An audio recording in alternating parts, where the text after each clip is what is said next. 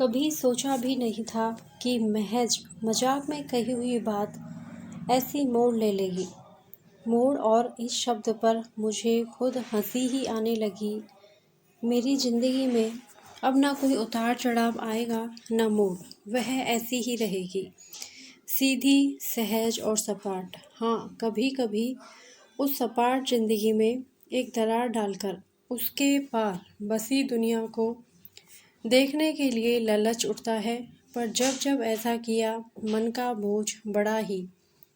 फिर भी कल जो हुआ उसमें जीना अच्छा लग रहा है, खासकर इस आश्वासन के साथ नहीं। आश्वासन नहीं, न जाने क्यों मुझे सही शब्द नहीं सूझ रहे हैं और मैं गलत शब्दों का ही प्रयोग करती जा रही हूँ। आमंत्रण, या कहूँ कि साग्रह मनोहार के साथ कि मैं आज भी मिलूं। ख्याल आया रमना सुनेगी तो हंसेगी, हंसती हुई कहेगी, लगा लिया तुझे भी क्यों मैं। भाई कमाल है। रात 12 बज गए तो रमला ने पूछा नहीं था, एक तरह से आदेश सा देते हुए ही कहा था, नरेन, मिताली को छोड़ने का जिम्मा आपका, आप इसे छोड़ते हुए निकल जाइए। उसने कुछ ऐसे सहर्ष भाव से स्वीकृति दी मानो वह इसी बात की प्रतीक्षा कर रहा था। टैक्सी स्टैंड पर कई टैक्सियां खड़ी थी, पर वह उधर नहीं बढ़ा। इस आदमी से काफ़ी दूरी रखनी है और इसकी हर बात को केवल ऊपर से निकाल देना है। इस बात के प्रति बेहद चौकस होने के बावजूद आधी रात को उसके साथ पैदल चलने का ख्याल मुझे कहीं अच्छा लगा। चारों ओर निपट सन्नाटा था और सड़क के दोनों ओर दूर तक लैंप पोस्ट बाहें फैला फैला कर रोशनी उड़ेल रहे थे। यहाँ 12 बजे ही कैसा सन्नाटा हो जाता है। विदेशों में तो 12 के बाद असली ज़िंदगी शुरू होती है और मुझे लगा कि अब यह लगातार विदेश की बातों से बोर करेगा। इस देश की लड़कियों पर रौब डालने के लिए कितना अच्छा हथियार है यह, पर ऐसा हुआ नहीं। वह फिर अपने बारे में बताने लगा, अपने शौक़, अपनी महत्वाकांक्षाएं और ख़ासकर अपनी यायावरी वृत्ति। लगता है मेरे भीतर एक जिप्सी बैठा है जो मुझे घुमाता है। पिछले 7 साल से मैं केवल घूम रहा हूँ, भटक रहा हूँ। नए नए स्थान, नए नए लोग, मुझे पता नहीं कहाँ जाकर अंत होगा, कब अंत होगा। वह जैसे बहकने लगा था। मुझे ख्याल आया इसने बहुत पी रखी है, केवल नीड। बल्कि जब रमला दरवाजे पर छोड़ने आई तो कहा भी था, आज आप बहुत पी गए हैं, ठीक से छोड़ तो देंगे ना मिता को। वह हंसा था, आप तो जानती ही हैं कि कितना भी पी लो मुझ पर रंग नहीं चढ़ता। काला कंबल, रमला ने कहा था और हंस पड़ी। बातों ने नीचे छिपे अर्थ में मैं समझ रही थी, फिर भी अनजान बनी खड़ी रही। क्षण भर के लिए तीव्र आकांक्षा का एक झोंका ऊपर से नीचे तक जैसे चीरता हुआ निकल आया। एक बार मैं भी रंग चढ़ाने की कोशिश करके देखूं, और कुछ नहीं, केवल चैलेंज की तरह। सचमुच अब बातें या तो चैलेंज के रूप में आती हैं या बदली लेने की क्रूर भावना के साथ। रमना, डूबना, ये सारे शब्द तो जैसे एक एक करके निरर्थक होते चले गए। जानती हूँ यूनिवर्सिटी की इन सड़कों पर मैं कितना घूमा हूँ, जिंदगी के कितने दिन इन पर गुजारे हैं। तो उसी के स्वर में स्वर मिलाकर बोली, और जाने किन किन के साथ। वह हंस पड़ा। लगता है रमला ने मेरे बारे में बहुत कुछ उल्टा सीधा बता रखा है आपको। मैं हल्के से मुस्कुराई। सचमुच रमला ने इतना कुछ बता रखा था उसके बारे में कि बिना किसी विशेष परिचय के भी वह मुझे अपरिचित नहीं लग रहा था। धीरे से बोली, कुछ गलत तो नहीं बताया ना? वह फिर हंस पड़ा। कभी कभी सोचता हूँ, आदमी अपने भीतर कितना कुछ समेटे होता है, वह खुद नहीं जानता, और एक बंधी बंधाई लीक पर चलकर मर जाता है, बिना अपने को जाने, बिना अपने को समझे। वाट ए पीटी। बिना उसकी ओर देखे ही मैंने जान लिया कि स्वर की तरह उसके चेहरे पर भी एक हिकारत भरी दया फैल गई होगी। पर मैं एकाएक कटु हो आई। मन हुआ कह लीक तोड़ना, संस्कारों से मुक्त होना, इन सारे मुहावरों का चारा डालने के लिए कैसी खूबसूरती से प्रयोग किया जाता है आजकल। पर कहा केवल एक निहायती पिटा पिटाया वाक्य। लीक तोड़कर ही आदमी क्या बहुत कुछ पा लेता है? मैं जानती थी वह क्या उत्तर देगा, फिर भी उसके मुंह से सुनने का मोह हो आया। अच्छा, आप ऐसा नहीं मानती कि हम जितनी तरह की जिंदगी जीते हैं, जितने संपर्क और संबंध बनाते हैं, उनसे हमारे व्यक्तित्व के उतने ही पहलू उभर कर आते हैं। नई नई जगह देखना, नए नए लोगों से मिलना, उनके निकट होना, उनको अपने निकट लाना, और खुद ब खुद भीतर एक नई दुनिया खुलती चलती है। तब एक मुग्ध विस्मय के हाथ हम देखते हैं, अरे यह सब भी हमारे भीतर था। मैं बड़े तटस्थ और कुछ ऐसे चौकन्ने भाव से उसकी बात सुनती रही, मानो यह सब पहली बार सुन रही हूँ।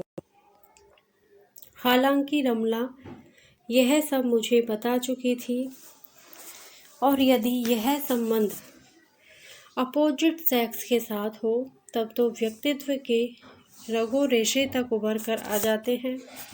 और उसने एक निसंकोच सीधी नज़र मेरे चेहरे पर टिका दी, जिस पर अपनी बात का समर्थन करवाने का साग्रह अनुरोध हुआ था। तो ये अब मुझ पर भी चालू हुई, पर लगा आदमी दिलचस्प भी है और औरों से भिन्न भी। सब लोग ऐसे मौक़ों पर बात करते हैं तुम से, जैसे जो हो बस तुम ही हो, बाकी दुनिया बेकार। इसने बात दुनिया से शुरू की, अब शायद तुम पर आएगा। धीरे धीरे, सीढ़ी दर सीढ़ी। नवीनता का भी तो अपना एक आकर्षण होता है। सचमुच आदमी तेज है और किसी को भी फंसाने के सारे हथकंडों से लैस। फिर भी बात करने का नाटकीय अंदाज मन को भाया। रह रहकर कंधों का उचकना, हथेलियों का हवा में फैलना, सिकुड़ना, और पल पल चेहरे की बदलती मुद्राएं। अमेरिकी लड़का एकाएक ही मन में उभरा। ये अदाएं ही तो हैं संपर्क संबंध बनाने का सबसे सशक्त साधन होती होंगी। भीतर ही भीतर कहीं हंसी उमड़ने लगी।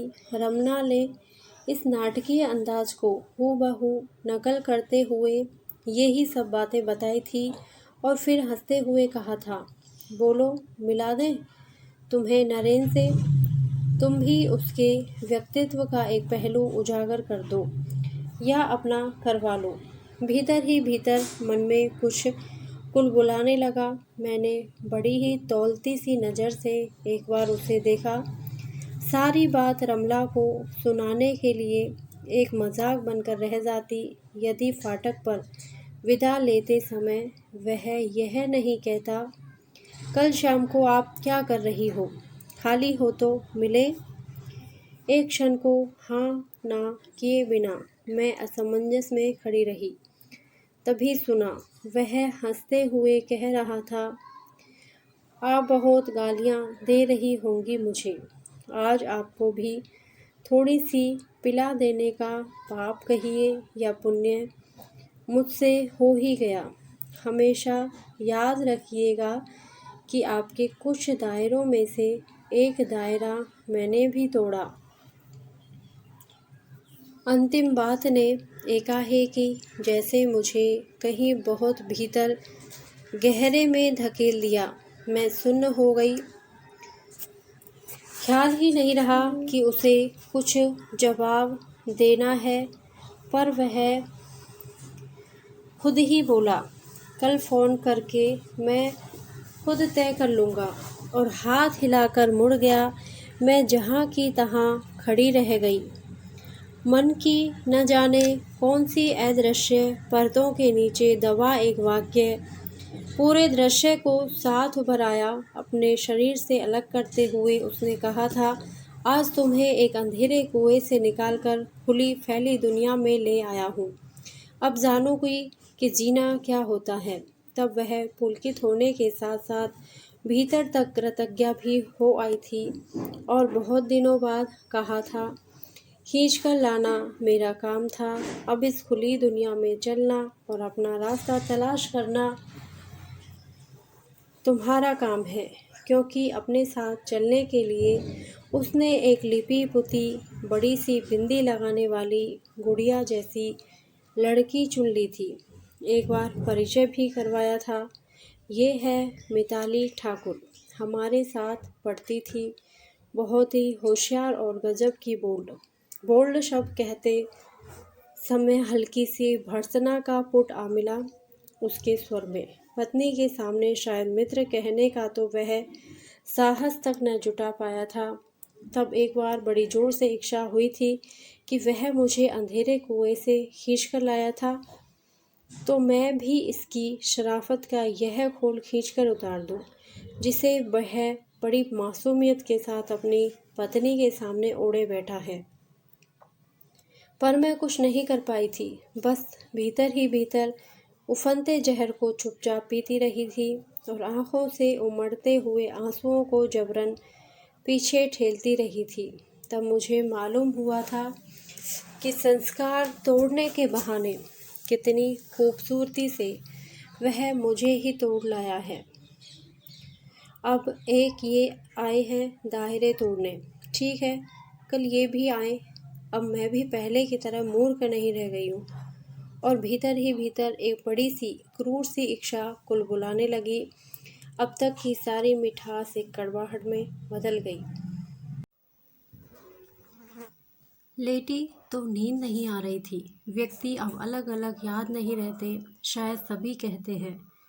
मिता बहुत रिजर्व्ड है, मिता इनिशिएटिव नहीं लेती, मिता अपने को कहीं भी प्रोजेक्ट नहीं करती।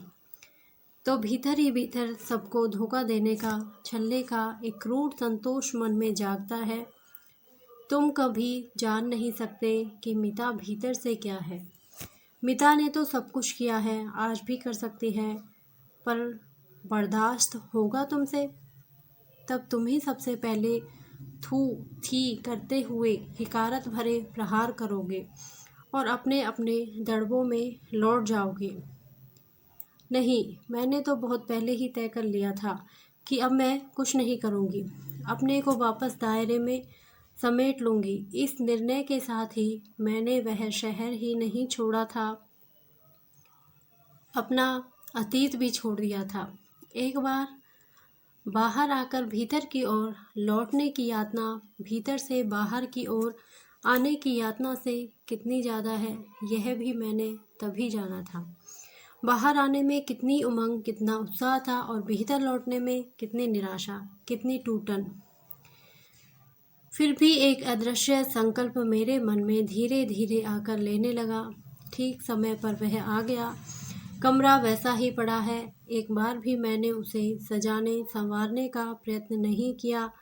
मैं अपनी हर बात उसे दिखा देना चाहती हूँ कि मैं उसे जरा भी महत्व नहीं दे रही हूँ। मैं उसके इस प्रकार चले आने को कुछ विशेष समझ रही हूँ। मैंने मन तय कर लिए हैं कि मैं निहायत ही देशी ढंग से व्यवहार करूँगी और अंग्रेजी का एक शब्द लौटते हुए उसे कैसी तिलमिलाहट होगी। यही तो इनकी सबसे बड़ी तुरुप होती है। उस काल्पनिक तिलमिलाहट से मुझे भीतर ही भीतर एक संतोष मिलने लगा। और जब सारी स्थिति बर्दाश्त के बाहर हो गई तो हम लोगों ने उस संबंध को नकार कर नए सिरे से अपने अपने व्यक्तित्व को स्वीकार किया।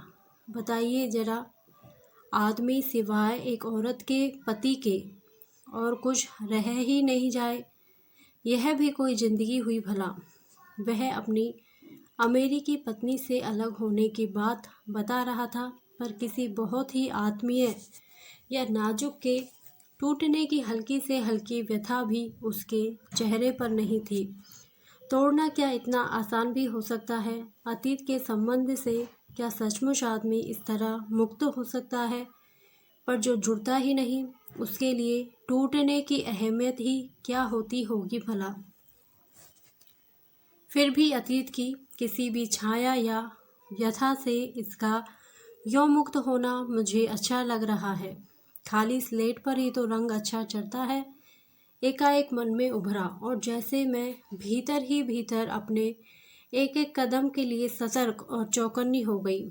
वह लगातार कुछ ना कुछ बोले जा रहा था और मैं बिस्मिस्सी यह सोच रही थी, आदमी इस तरह उड़ेल पाए तो मन कितना बोझ चढ़ जाए, कितना हल्का हो जाए, इसका मुझसे परिचय ही कितना है भला।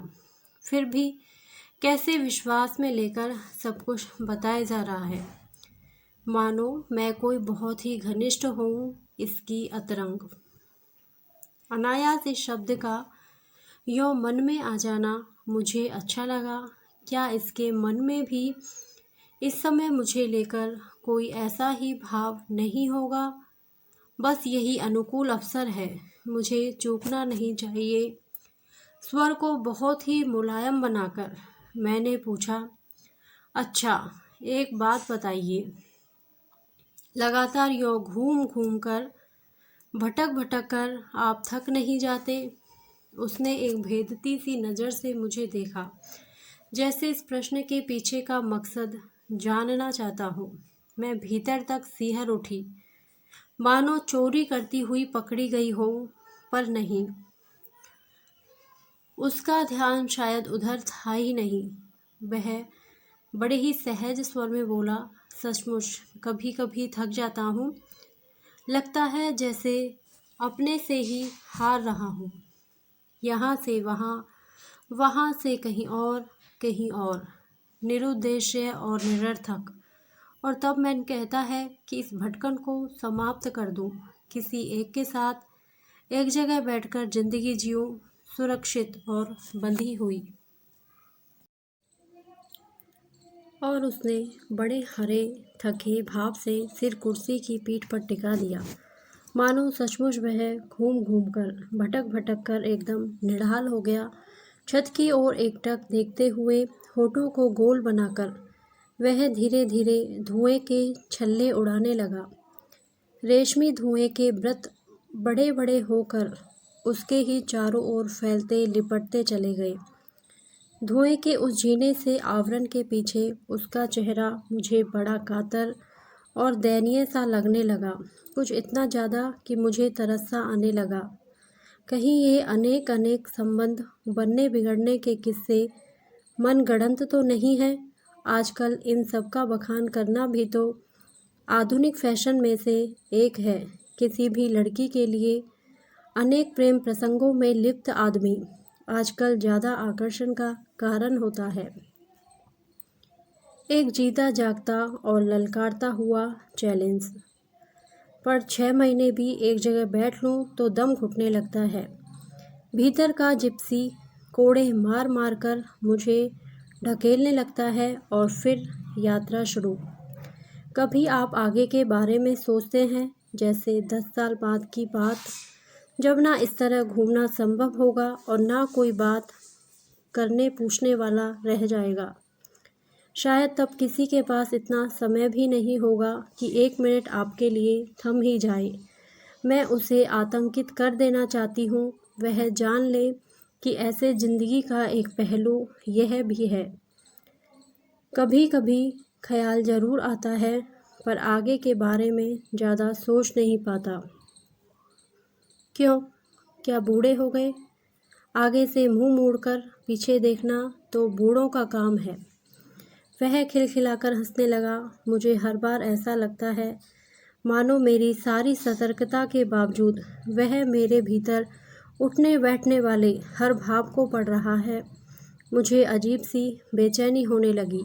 नहीं, मैं पीछे भी नहीं देखता, केवल सामने देखता हूँ, और शायद वह युद्ध की निशानी है। वार खाली जाने की झल्लाहट जरूर मेरे मुंह पर आ गई होगी। मैं चाहूँ तो भी यह भटकन समाप्त नहीं होगी। आखिर उसने शाप भी तो बड़े सच्चे मन से दिया था। मेरे आंखों में प्रश्नवाचक भाव तैर आया तो फिर एक और प्रेम प्रसंग खुल पड़ा। यूनिवर्सिटी की सड़कें, हॉस्टल के बंधन, यह सारा माहौल उस प्रसंग के साथ भी जुड़े हुए थे। अमेरिकी पत्नी की अपेक्षा इस प्रसंग में प्रेम की ऊष्मा भी ज़्यादा थी और टूटने की व्यथा भी। एकाएक मुझे लगने लगा यह मुझसे मिलने नहीं आया है, मेरे माध्यम से अपने अतीत के उस टुकड़े को दोहराने आया है। मेरा अहम बुरी तरह तिलमिला गया। मुझसे कोई भी मिले यह मुझे मंजूर है, पर यह मात्र माध्यम की तरह। उसका रोकना, उसका शाप, आज भी सब कुछ याद है। भावुकता की ये बातें करते समय उसकी सारी चुस्ती, सारा स्मार्टनेस जैसे गल गई और बड़ा दयनीय और बड़ा साधारण सा लगने लगा। अब वह कहाँ है? कुछ रुकाई से मैंने पूछा। उसने शादी कर ली, खूब प्रसन्न है। मुझे बुलाकर अपना सुख, अपना वैभव और अपनी प्रसन्नता दिखा भी दी। और आपकी पत्नी? संबंध टूटने के साल भर बाद तक तो उससे संपर्क रहा था। उन दिनों वह अपने किसी अफेयर में व्यस्त थी। हो सकता है अब तक उसने शादी भी कर ली हो या किसी नए अफेयर में व्यस्त हो गई हो। मेरी तिलमिलाहट एक क्रूर आनंद में बदल गई। लगा जैसे मेरे भी सारे बदले इन औरतों ने चुका दिए।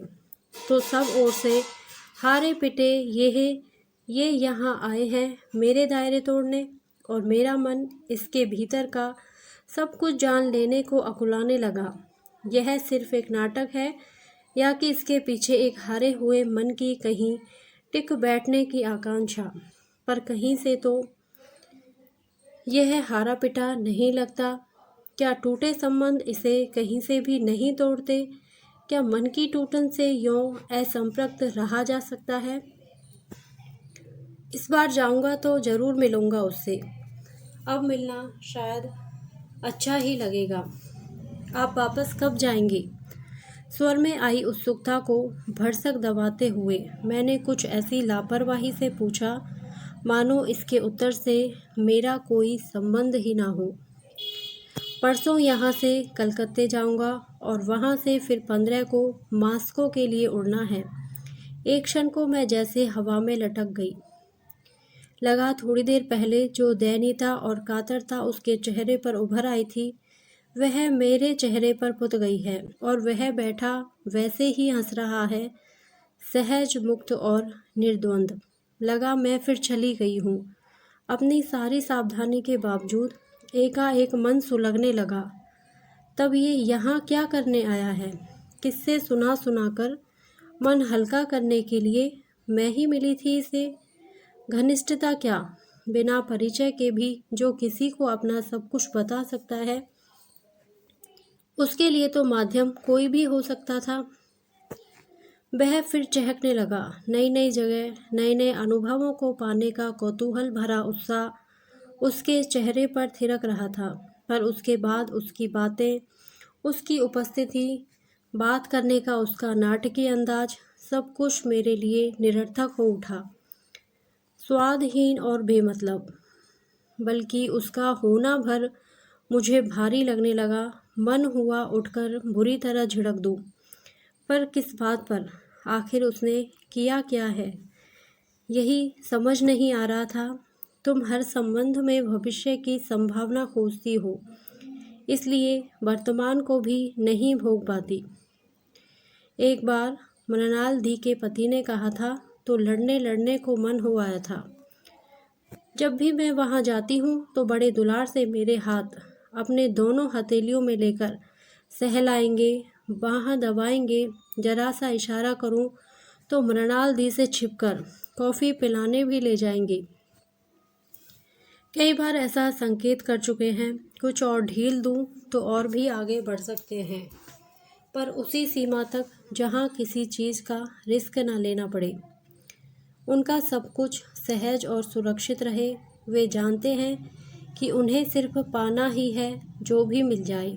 खोना तो कुछ है नहीं, और मैं भी जानती हूँ कि मुझे पाना कुछ नहीं है। आधुनिकता के नाम पर कैसी कैसी सूडरी ये लोग झाड़ते हैं। मैं पत्र लिखूंगा तो जवाब देंगी ना? नहीं, हमें नहीं आता पत्र वत्र लिखना। खीज भरे स्वर में मैंने कहा, एक ये ही तो रह गए हैं पत्र लिखने के लिए। इस आदमी के लिए व्यक्तियों और संबंधों का महत्व ही क्या है, सिवाय इससे कि एक किस्सा सुनाने को मिल जाए। उसमें से अब विदेश में किसी औरत के साथ शराब पीते हुए, या कौन जाने किसी के बगल में लेटे लेटे सुनाएंगे। हिंदुस्तान की लड़कियां यहाँ की तरह नहीं होती, न जाने कितने संस्कारों में बदी, दायरों में घिरी। उस समय भी मेरा नाम इसकी जीभ पर भले ही हो, मैं इसके दिमाग में कहीं नहीं होंगी। बस कुछ ना कुछ निरंतर बोलते जाने की हवस से ही वह बोलता चला जाएगा। अच्छा, पत्र लिखना नहीं आता तो खाली कागज ही भेज दीजिए, मैं उसी से सब समझ लूँगा। जाते जाते कैसे लटके बघार रहा है, फिल्मी डायलॉग। अब सचमुच मेरा धैर्य जवाब देने लगा था और मन हो रहा था मैं सामने बैठे इस आदमी को फटकार दूं।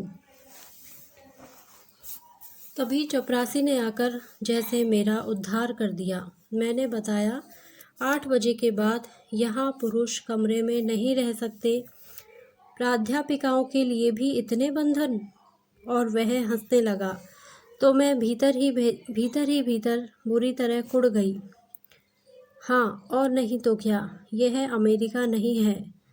मन ही मन कहा, अमेरिका की दुम कहीं कहाँ। मैं एक क्षण को भी यह नहीं बताना चाहती थी कि परसों ही उसके जाने की बात सुनकर मैं विचलित हो गई हूँ, या कि उसे लेकर। बड़े सहज कदमों में मैं उसके साथ नीचे फाटक तक गई। यहाँ कोई खाली टैक्सी नहीं मिलेगी। मेरा इतना कह देने के बावजूद वह टैक्सी की प्रतीक्षा का बहाना लेकर खड़ा बातें करने लगा। मान लीजिए कभी एक दिन आपके दरवाजे पर खटखट हो, आप खोलें और देखें कि मैं खड़ा हूँ, तो कैसा लगेगा? खाक धूल लगेगा। क्यों अब भी नाटक किए जा रहे हो? क्या मतलब है इन सब बातों का? कहने को मैं भी कह दूँ। दरवाज़ा खुले और आप देखें कि कोई और चेहरा झांक कर बता रहा है कि मिताली तो शादी करके चली गई, तो आपको कैसा लगेगा? फिर ख्याल आया, इसे लगना ही क्या है, उसी के साथ बैठ जाएगा और मेरा किस्सा ऐसी आत्मीयता के साथ बताएगा जैसे वह कोई इसकी अतरंग हो। पर मैंने कुछ भी नहीं कहा, बस गुमसुम खड़ी रही। लगता है टैक्सी तो यहाँ मिलेगी नहीं, मुझे मेन रोड तक जाना पड़ेगा। उसने कंधे उचकाए, फिर बड़ी अदा के हाथ जोड़कर, होठों पर ढेर सारी मुस्कान और चेहरे पर आत्मीयता पोतकर कहा, आते जाते यायावर का नमस्कार।